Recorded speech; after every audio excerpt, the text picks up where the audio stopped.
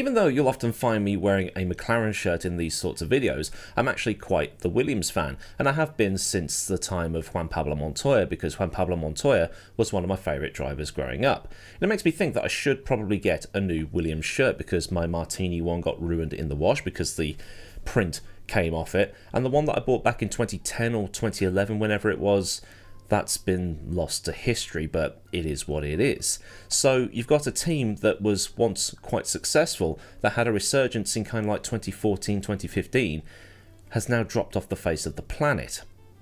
And doing the history stuff as well as the opinion / reaction stuff, what's been happening at Williams has kind of had a couple of warnings from history. Lotus and Brabham, two powerhouses of the 60s and 70s, with Brabham having a resurgence in the 80s with BMW. Well, both of those teams have gone. They don't exist anymore. Williams and Martini did look good. It looked like they would get back to winning ways, and podiums were plentiful during that 2014 to 2016 period before they, dropped off the face of the cliff. Makes you wonder why Williams never won a race in that time period they were sponsored by Martini, particularly between 2014 and 2016, but I guess Mercedes existed with their overpowered car. But still, with a slippery car in a straight line and that powerful Mercedes engine, one Italian Grand Prix should have been one of the races that they won. Maybe I need to do a retrospective on that whole Martini era of Williams, because the cars looked good and they had promise, but nothing came of it. But what we need to look at here is the now, because in the last 24 hours or so, Williams binned off Logan Sargeant. Formula One's only American driver hasn't been having a great time, it has to be said. I remember when he got signed for Williams, and the first thing I said was, oh yeah, I remember him racing in British Formula 4 ages ago, because it was one of those moments like when you see somebody appear on television or a band or an artist release an album after not hearing from them for like 20 years, like Nelly Furtado. She's still releasing albums, you'll be pleased to know. But there were a certain amount of issues that haven't really helped Logan in his time in F1. The first is Williams itself. In the last year or so, James Vowles has become the team principal, and he's had one hell of a job on his hands, because the way that team was being run was not really how a modern Formula One team should be run. And I talked about this earlier in the season. Williams had no proper database on which to track all the spare parts and developments and inventory. Well, they had one, but it was a f***ing spreadsheet. Now, spreadsheets are pretty cool, especially if it has all the formula coded in, but they're not great for tracking inventory. They're great for doing your tax returns and getting me through my acoustics module at university, but they're not great for developing a new floor. A floor that was 0.3mm too big, as it so happens. It never rains, but pours when it comes to Williams. And that whole thing about the spreadsheets and the spares hit Logan hard during the Australian Grand Prix weekend, where Albon binned his car, and as a result, Logan was asked to hand over his car for the rest of the weekend. People at the time said it shouldn't be Alex that should get the car that hadn't crashed because, well, Alex had crashed. If you crash from driver error, why should the other car be given to you? This isn't the 1950s anymore. This isn't Fangio's teammate handing over the car so he can win the title, that sort of thing. But it does make sense when you consider that Alex was the only one of those two that could potentially get into the points. Something that Logan failed to do on all but one occasion he stepped into a Formula One car, where he scored one single point at last year's US Grand Prix. And Albon has done all the heavy lifting for the team on his return to the sport after a year away, or however long it was. So that must have then made it seem like Williams wasn't overly confident in Logan's abilities, and that must sting. But then the sheer amount of rebuilding that James Vowles and crew are having to do to turn Williams into a 21st century team is going to be a long one, and they should be on the grid for a while. Should. I mean, things can change, can't they? And actually, while I'm here, I'm going to add this bit in afterwards, because sometimes ideas pop into my head after I've done an original edit or done an original recording. I'm not going to sit here and say that Sargeant is a truly terrible driver. He's not Jean-Denis Delatraz. Those who have been watching the guy in more detail suggest that he can have flashes where he will do something pretty good, but at the same time, world class on your day doesn't make you world class. At the same time, Williams put a lot of faith in Sargeant because his time in Formula 2, where he won races, were done while having the backing of the Williams team, when Jost Capito was the team principal. By the time Sargeant had arrived in Formula 1, Vowles had taken over and things had changed. And looking at his time in British Formula 4, while the season was utterly dominated by Jamie Caroline, the best of the rest were Logan and ahead of him, a certain Oscar Piastri. But that season was the year that Billy Munger and Patrick Pasma were involved in that horror shunt at Donington Park that completely overrode anything else that happened that year. Linus Lundqvist raced that year too. And I watched this season, what the hell? It's amazing what you pick up when you go back, because at the time, you don't know who will and won't make it, because anything can change. Piastri is a race winner in Formula 1. Logan also made it to Formula 1. Lundqvist is now in IndyCar. Caroline's career went seemingly nowhere following this, and he utterly dominated this series. But this isn't about Jamie. This is about Logan. So maybe it's just another case of a driver who makes it to the top but can't quite handle it when they get to the top, for want of a better phrase. Similarly, you get some hotly rated footballers that are brilliant in the Championship, but they get signed by a Premier League club and they flop in the eyes of fans and the media. Look at how many drivers were mediocre at best in Formula 1, but they go to sports cars, IndyCar or something similar and they begin to thrive. Brendan Hartley is a key example, much better in sports cars than he ever was in a Formula 1 car. There's also Buemi, Kobayashi, and to be honest, most of the Red Bull crew that wasn't Vettel is in sports cars now. Kobayashi, not a Red Bull driver, but Kobayashi's just a guy that was better in sports cars than he was in Formula 1. Or they're a DJ, in the case of Jaime Alguersuari. That's what he's doing now, he's a DJ. So as many outlets have reported in the last 24 hours or so, it's come as no surprise that Sargeant has been dropped immediately. He's not even seeing out the season and will be on the lookout for something new for next season. Maybe he could join up with his brother Dalton in NASCAR or something, but the last straw for the team seemed to be the mega smash he had at Zandvoort. Basically, he dropped it on the wet grass on the exit of Turn 4, the banked left-hander, and that was it. He was just a passenger. Many people said that it was a silly mistake and not one that should be made, even by a rookie. His Williams in a wall has been a common sight over the course of this season. He went off at Japan, dropping the car on the grass there. He was involved in a collision with Magnussen at Miami, which, okay, might not actually be his fault. He went off into a wall at Canada, but at least there he only kissed the barrier and didn't do too much damage, only to then spin off at Turn 4 and cave the left rear in. And then there's the smash at Zandvoort that wrecked a car that had brand new upgrades applied to it. It's probably not every occasion that he's crashed, it's just the top picks. One thing that Logan has cost Williams is money, and it's cost Williams money in the wrong places. With the cost caps in place, you can't spend development budget on repairs. So, as all the main F1 journalists have said, they're not surprised it's happened, even though it's happened after the first race back after the summer break. So it's a decision that wasn't taken lightly, because if Logan was under pressure to perform and they wanted him gone, they'd have done it after Spa and given his replacement more prep time. Instead, his replacement's going to be coming in on Friday. Yeah, the new guy's going to be in on Friday.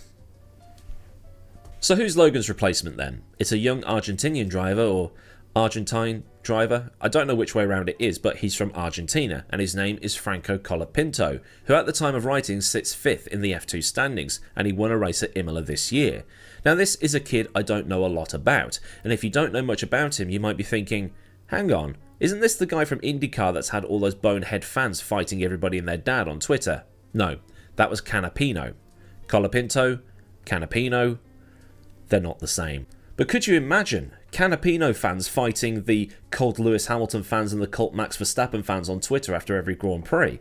It'd be all-out war, and it might be the only time that Max Verstappen cultists and Lewis Hamilton cultists might actually agree on something. But as the Cardassian proverb says, enemies make dangerous friends. That's the Cardassians, wasn't it? So then, some stats, because this really is a look him up on Wikipedia job. He's 21 years old, from Pilar, a town in the Buenos Aires area of Argentina, and will carry car number 43. And it seems he was pretty successful in his home country in terms of karting. He also won the karting competition at the 2018 Summer Youth Olympics, something I didn't know existed until 30 seconds ago. But because some of you are going to be thinking, yeah, but karting in Argentina, it's not exactly Europe, is it? Okay then, let's look at his European racing history. He won the Formula 4 Spanish Championship and was then 3rd in Formula Renault and the Toyota Racing Series in 2020, before being 3rd in European Le Mans, but since 2022 he's been doing okay. It's a modest career. 9th in FIA Formula 3, where he won 2 races in his rookie year, before coming 3rd in 2023, where he shifted to Formula 2 for the last 2 rounds of the season, and he's now 5th in the F2 standings in his first proper season in the category. Now, he's being lobbed into a Formula 1 seat, which is quite the rise in the last few years, despite not winning any of the major FIA championships on the way up. And by that I mean FIA Formula 4, European Formula 3, that kind of thing. He obviously won the regional Spanish Formula 4 championship, but since he's been in the proper series, he's had a modest career, as I've already said. He's actually ahead of Kimi Antonelli in the F2 point standings, and Antonelli is supposed to be the next big thing, so okay, I mean, that just depends on what your metric of measuring goodness of a driver is at this point, but that's for you to decide. Colapinto did get some seat time at the British Grand Prix earlier this year, where he got to go out in the first practice session. He was 6/10 off Albon's best, but gauging the prospect of a driver from this kind of thing is going to be tricky, because you have to factor in so many different things. Tyres, fuel loads, simulations, or that the teams might just be looking for how the driver can feed back information and influence a setup direction. I say this because if you look at the free practice results from that Friday at Silverstone, Colapinto's fastest time was 2/10 faster than Isaac Hadjar, who is not only winning Formula 2 right now, but also did his practice session in a Red Bull, a rocket ship compared to the Williams. An established Formula 1 driver Yuki Tsunoda was at the back of the pack, but to be fair, Yuki only did 5 laps. Behrman was the fastest of the rookie drivers in that practice session, but he had already done a race earlier this year at Saudi Arabia, so that might have changed things about slightly. So all the rookies were sort of together, so again, gauging how good somebody is off that is going to be tricky. So I guess it's time to see what those in the know say. Scott Mitchell-Malm at the race called Colapinto a wild card that had only slotted into that Silverstone practice session with only a couple of days' notice, and had managed to slot in while managing his Formula 2 commitments and managed to get on with things without taking things too seriously and trying to show off and prove himself. Over the session, he adapted and got used to the car pretty quickly, which is something drivers have to do these days because in-season testing isn't a thing. It's not like the winter of 1995 when Jacques Villeneuve, then a rookie in F1 himself, was given so much testing time to make sure he didn't end up another Michael Andretti. Scott also said that Williams wouldn't have had him anywhere near that seat if they didn't think he was going to make the most of it, or at least had the potential to make the most of it. Conversely, Gary Anderson, who worked in Formula 1 teams as an engineer instead of being a journalist, brought a different take to things, saying that he's not sure that Colapinto would be able to fight for points in the 9 races that are left, but he did admit that, like myself, he doesn't know much about his junior career and what he's been doing elsewhere, so that will have affected his appraisal. He did say as well that if Williams is serious about getting points, there were other places to recruit from that would better fit the bill. And as we say that, we can move on to those who people would have considered above Colapinto in the "this is a more solid choice" list. Mercedes has got 2 choice it can line up and throw into that Williams: Kimi Antonelli and Mick Schumacher, both of whom are sort of here, there and everywhere when it comes to their racing. As it stands, Mercedes still has a seat to fill, and the Max Verstappen to Mercedes thing is still floating around and doesn't look like it will truly go away until something else is found. If Max does go to Mercedes, then Antonelli is out of a seat, as he is the one hotly tipped to fill Hamilton's racing boots once Hamilton goes to Ferrari. Putting Antonelli into that Williams seat now that he's 18 would be a good test of what he can do in the fastest single-seat racing cars in the world. If Antonelli doesn't perform, then they can not put him in the Mercedes and find someone else, but by that point it might be too late. With Mick though, it would be another chance. He had 2 horrendous seasons with Haas, with the phrase "it's his real first season" being repeated at length on social media when he split the car in half in 2022 because of how bloody awful his 2021 car was. But as is often the case with Formula 1, there's going to be younger prospects to consider. With someone like Schumacher, there's going to be the need to have him in a full-time seat afterwards, and what would be the point in him doing just 9 races if at the end of it he's going to be out of that drive? Although, it could mean that Mick could do some advertising for himself in those 9 races to maybe talk himself into a drive with Sauber for next season. But with Audi moving in there, would it be something that could be locked down? Thing is with Mick though is that there is a bit of name tax. Some, not all I admit, but some people only want him back in Formula 1 because his last name is Schumacher and there's the nostalgia for his dad. But at the same time, if he did go to Williams for these last 9 races, the commercial opportunities would be there because the fact he's called Schumacher. But while on the subject of alternative drivers, Anderson did throw some other names into the hat. Nick de Vries, because the last time he slotted into a Williams seat he scored 2 points and grabbed the ball by the horns, before being done over by Red Bull, so Anderson reckons he can still prove his worth in Formula 1. There's also Felipe Drugovich, the Brazilian driver currently under Aston Martin's banner, who has also managed to show that he's got something whenever he's been given the chance, and having a Brazilian back on the grid would also help Williams commercially too, because there hasn't been a Brazilian on the grid since Massa left. Ironically, left Williams. There's also Liam Lawson. This one was negotiated, but it fell through for various reasons. I think it's because Red Bull wanted the option to recall Lawson at any point and Williams said no. Maybe Red Bull was covering themselves if they need to dump Perez and move drivers around. Again.